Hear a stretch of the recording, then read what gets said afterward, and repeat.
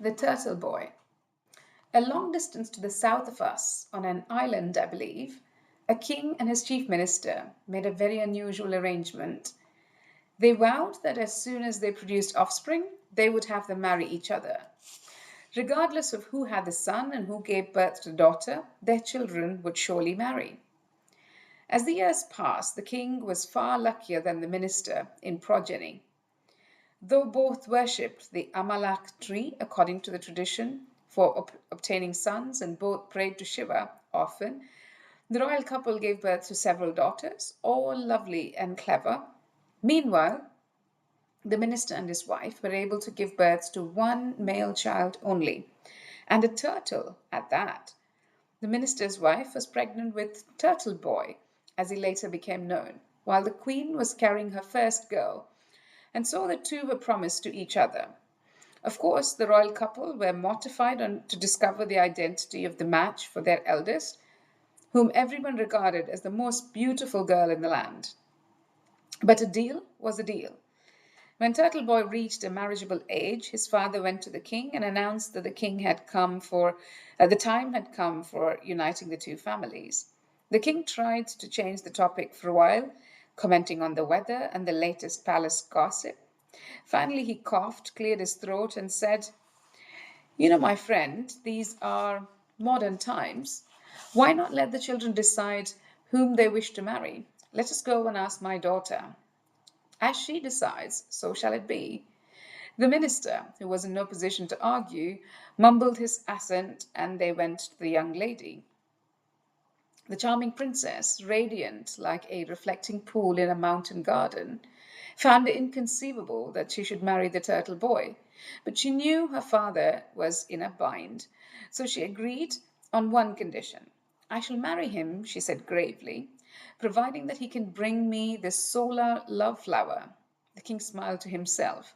How could any mortal obtain that flower, about which even gods have only heard rumors? Turtle Boy had no chance. Downcast, the minister returned to his son and told him of the new condition for marrying the princess. The turtle, however, was not discouraged at all. "I can do that, father," he exclaimed enthusiastically. He ignored his father's doubts and set off, lumbering slowly on his four legs in the direction of the rising sun. It took the turtle a long time to reach the east, the place where the sun rises every morning, in his flaming chariot. When he finally arrived at that place, exhausted and famished from the long journey, Turtle Boy did not delay at all in executing his plan. Just in front of a huge arka tree, which would conceal him from the rising sun, he lay down his shell across the path of the chariot and stuck out a fifth of his body. He hoped either to be crushed by the chariot wheel or win an audience with the Lord of Light. The sun indeed stopped the chariot in time and addressed the turtle lying in his path. "What are you doing there, my boy? I nearly ran over your head." "I beg your pardon, Lord Sun," answered the turtle. "I did not mean to delay your journey, but my life is a worthless one unless I get 1/5 of the brilliance of your rays." "And why, son, do you want all that brilliance?" The turtle told the sun about the princess and his impossible task. He explained that being brilliant would undoubtedly lead to great things, to the rare flower itself. The sun nodded compassionately. "I shall give you the fifth part of my ray's brilliance, but you must come out entirely from that shell."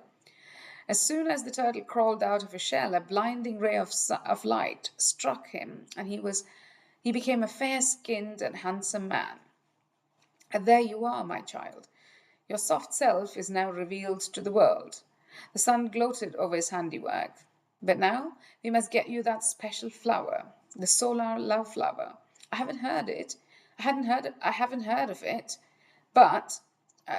have heard of it, but I've never seen it.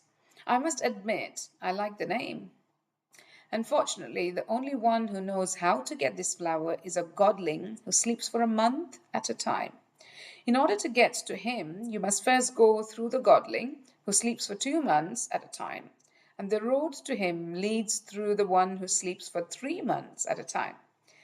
Make sure you're there when they are awake, and they will give you what you need."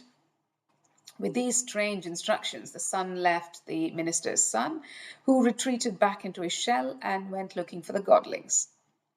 Following the son's instructions closely, he was able to obtain a magical gift from each of the three godlings: a deadly club to beat the demon that ruled the forest, a flute that could summon anyone and make any thought manifest, and a bag for obtaining whatever one wished. Finally, the last godling sent the turtle to a lake in the heart of a distant forest. There the turtle hid behind the reeds, carefully observing the advice he had been given. As noon gave way to evening and the light softened, three virgins appeared, dressed in beautiful rainbow-colored saris.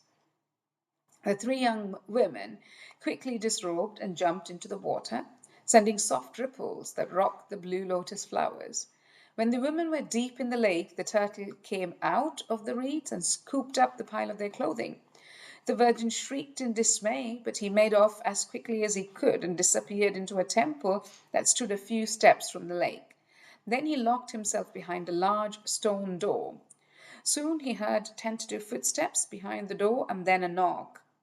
"Mr. Turtle," they spoke as one, "please let us have our clothes back. We shall give you anything you desire." "Can you give me the solar love flower?" he asked skeptically. "Yes, we can. Just give us our clothes and we shall go and fetch the flower for you." But the turtle was no fool.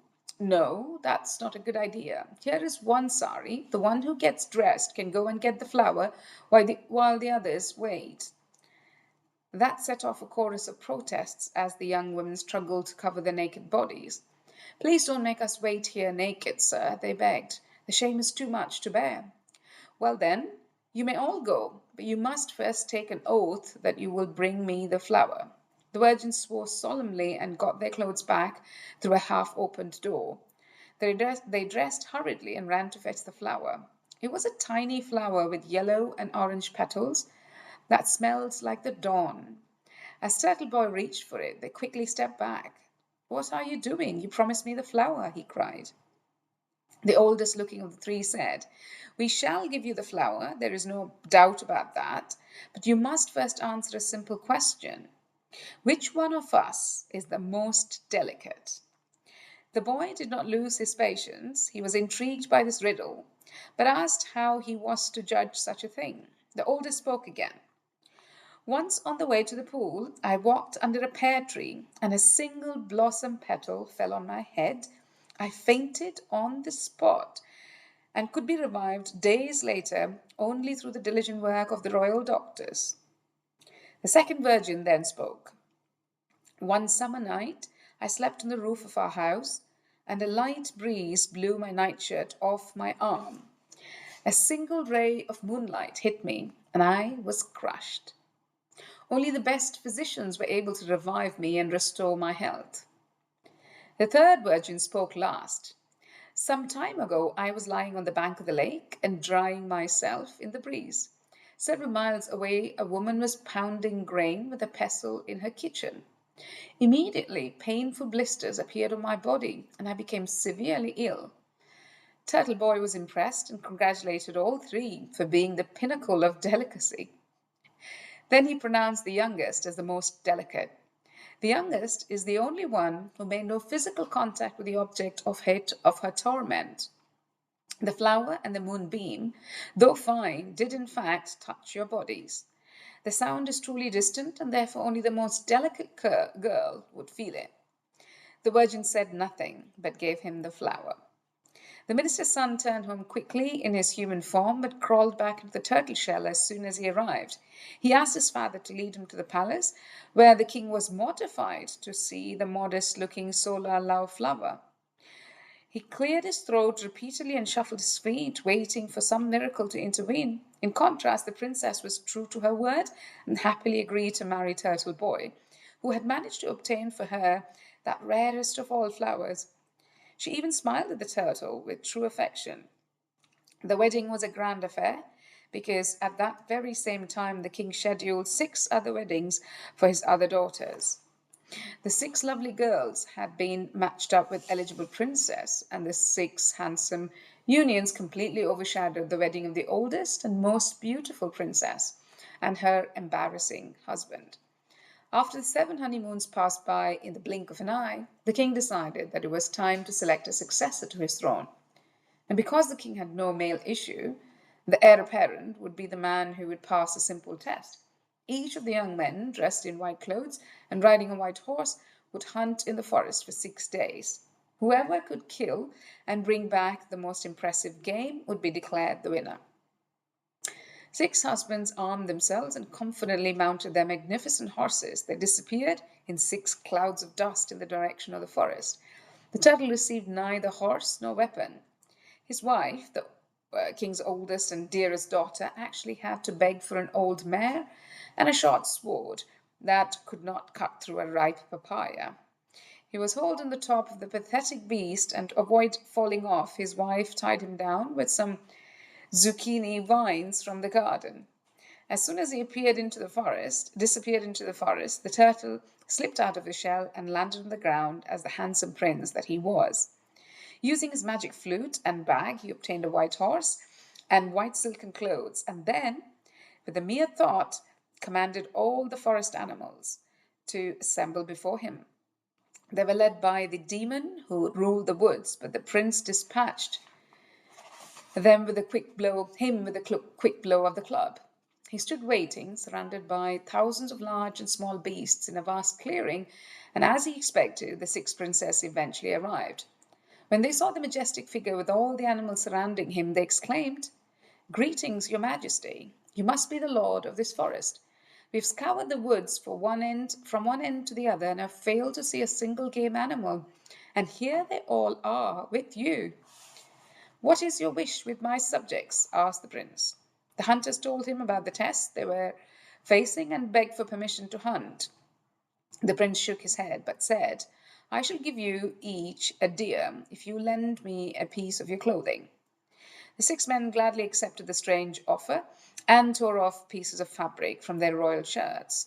Then they rode back to the palace to show their game. The prince, meanwhile, retreated into the shell and took to his wife to present to the king a better half of a rat. The king was so furious with his offering as he was delighted with these 6 large deer. In a fit of rage, he drove the princess out of the palace. In the course of the next 5 days, this very same routine repeated itself, but the young men had to offer other articles to the turtle prince in exchange for their game: rings, earrings, locks of their hair, and other items. It was a small price to pay for the chance to become their heir apparent, and the king was properly impressed with all of them. On the final day, the turtle made preparations to go before the king in order to make his own case. When the princess saw him lumbering on a shell, they burst out in laughter and joked that his chances would improve if he were to bathe and anoint his shell. The turtle ignored their nasty comments and went off seeking privacy by a pond. He removed his shell, in which he kept his 3 magical objects, and entered the water. Unbeknownst to him, his wife had seen him emerging from the shell and was struck by his beauty. As her husband swam in the lake, the princess seized the shell and threw it into a pot of boiling water. The princess emerged out of the water into his wife's arms, his shell gone forever. He dressed in blue and gold silk garments, and the two went to the palace to meet with the king. "Who are you?" asked the bewildered king when he saw his daughter walking next to a striking young man.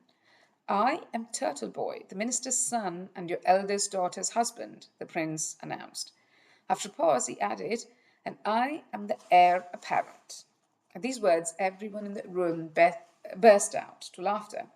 After all, he had been able to procure only 6 half-rats, while the others served up deer and antelope and boasted great hunting skills. "Your Majesty," said the prince calmly, at the cost of interrupting all this merriment, "I must tell you that it was I who captured all those animals. I gave them to my brother-in-laws in exchange for these." He tossed on the floor all of the things he had collected from the princess: pieces of clothing, earrings, locks of hair, and told the king about the bargain he had struck with the 6 men. The king glared at the princess with barely contained rage. "You lied to me," he boomed, "deceived me with a dumb tourist. deceived me like a dumb tourist in a flea market just to win the throne. He promptly demoted his six um, to being court servants and gave all his daughters to the turtle boy, whom he pronounced heir apparent to the throne. We'd only moved a few steps from Hangman's tree. I realized, but I was happy for the old man's slow pace. What a strange story. I don't really know what to make of it. It reminds me of the Frog Prince, I suppose. Ah, yes, the golden ball in the pond. And here we have a solar love flower, which was a wonderful coincidence. And what do you make of the Frog Prince then? I don't know, really. As a marine biologist, I'm highly skeptical. The guide laughed kindly at this. Seems like it's about coming of age, learning to accept sexual feelings. I'm not sure. There's something very psychological about it. And our little turtle here, is he coming of age? Possibly. Coming to terms with who he really is, his inner nature, that is, as a prince, I guess. The old man pointed behind me to a smallish tree. Sandalwood. This is our staple here in Mysore. Have you bought any carvings? The sweet smelling figurines, hand carved with great care to avoid any signs of individual art history, were everywhere in the city. I loved their smell and had picked up several broken icons that had been left on the floor of workshops that made them unique and eccentric. I shook my head. The old man asked, was it wise to tell this story when I did, after the Brahmins failed magic? I could not fathom where he was going. It was one of those questions I liked to ask in order to set, he liked to ask in order to set me up for a theoretical point. Oh, um, so I thought a little bit. I'm not sure, but there seems to be some progress there. The Brahmin failed, he remained stuck, while the princess learned how to move forward. Towards something? Sure. He seemed to be more fully adult, confident. He became more authentic in his inner true self. Damn, it sounds so corny when I say it.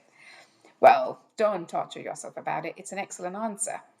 Of course, it's exactly the opposite of what this story is telling us, but that's another matter. I knew it. I knew there was something I should have seen, but didn't.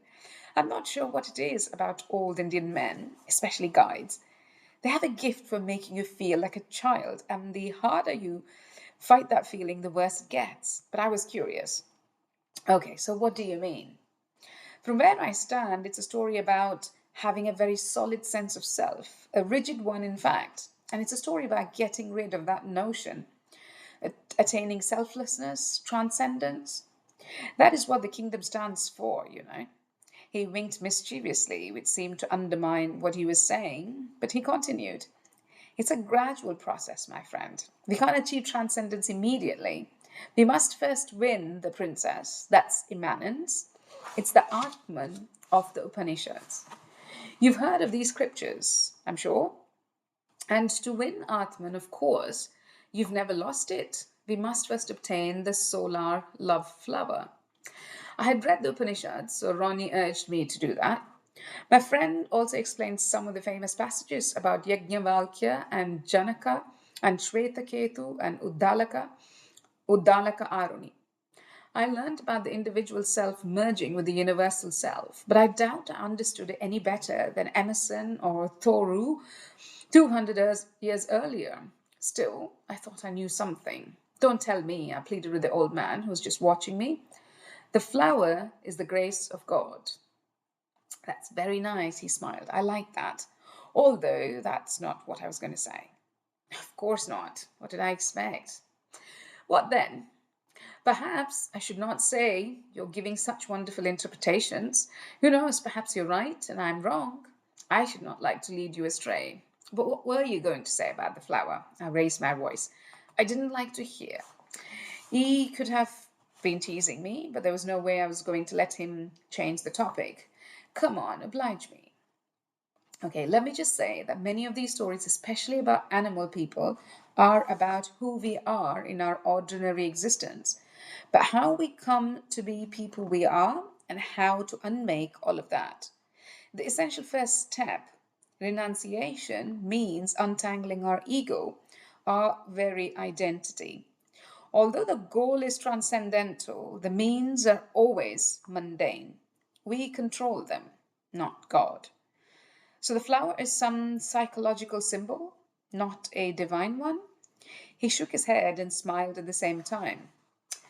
As you might expect, I do not like these distinctions. Let's just say that the flower is a key in the process of unmaking who we have come to be through our family's expectations or those of our friends, our place in the world. For each of us, with such a key exists, but it is unique. Well, then, why is it solar and why is it a flower? The old man began to laugh. He rolled his head backwards and grabbed his sides as he rode, but there was no malice in his laughter. He seemed happy for some reason. Perhaps he liked the insistent focus on the flower.